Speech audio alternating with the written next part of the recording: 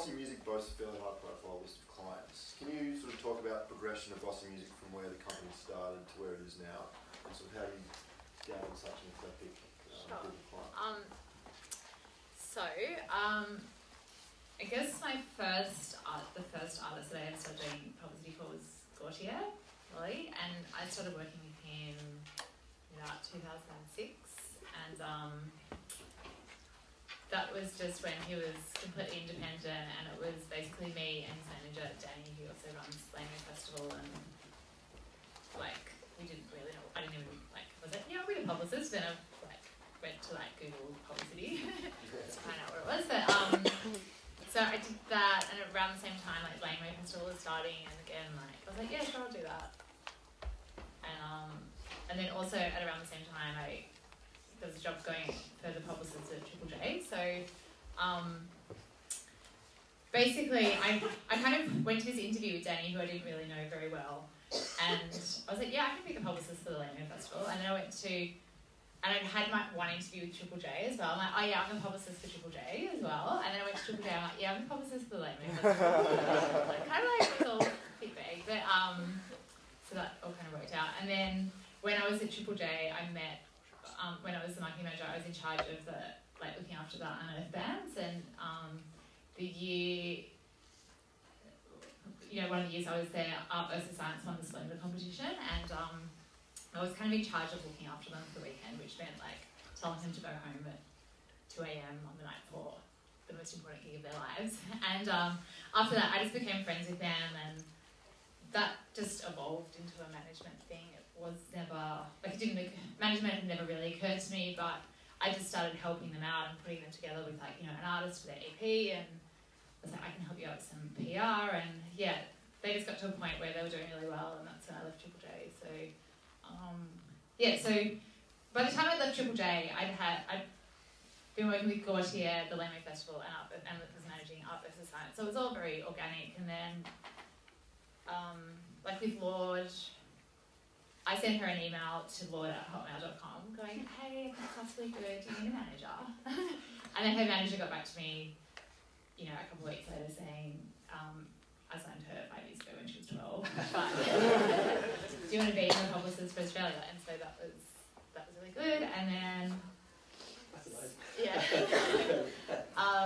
she's changed her email since then.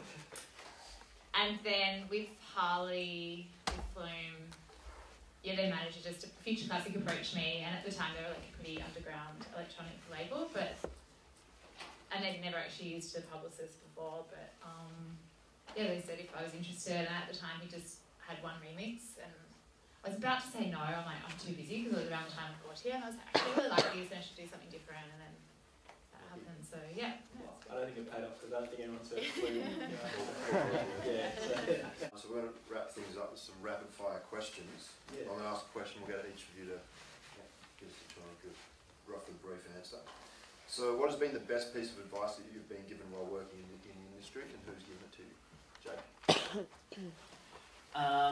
Probably the best piece of advice I've ever received is don't shiv a person just to serve your own ego. It was not given to me by someone in the industry, it was given me by a Tumblr friend who was older and much wiser than I am. But as someone who has something of a reputation for being occasionally merciless to bands, it's served me well to try and remember that, and unfortunately having failed it's just time and time again, but don't repeat my mistakes, I guess, is the lesson from that.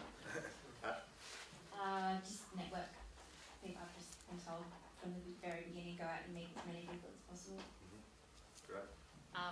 My lawyer just told me to back myself when I first started managing Art vs Science. There was a lot of, they just became really popular really quickly. I had a few co-management offers, and my lawyer said, you don't need to do this, you can do it yourself.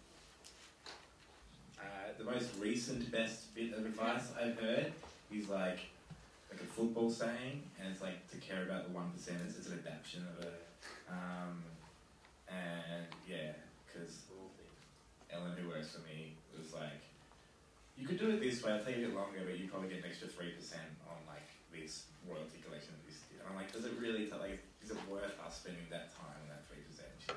She's like, always go for the 1%ers. And I was like, good point.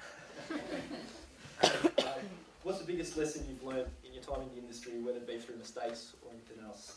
Start again with Jake.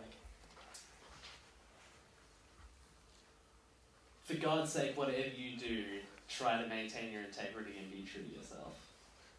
Because there are thousands of ways of making money, and it's just so much better to be able to live with yourself than to end up in places that you don't want to be, which is fortunately not the case for me now, but at periods throughout my career it has been the case, and I'm extraordinarily glad that I've been able to manoeuvre out of them.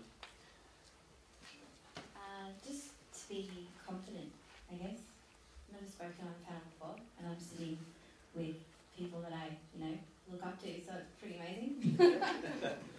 Well, that's what I'm talking about. My friend Karina, who's in a band for Young Wrestlers, said, don't be a dickhead. So no one likes working with dickheads and no one likes helping. Is this about mistakes or? Just the biggest lesson you've learned. Oh, okay. Oh, yeah. So you learn not to be a dickhead. Yeah.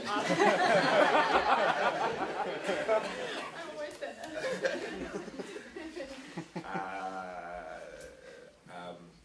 Well, no, I don't know. One And I lesson. don't want to help you. Let's take your own advice. Maybe, the only things that I've ever regretted were times when I didn't try to go with my gut instinct. When you didn't go with your gut. Yeah, when I didn't. I didn't really find And you always the felt only like things I doing- regretted was when I did go with my gut.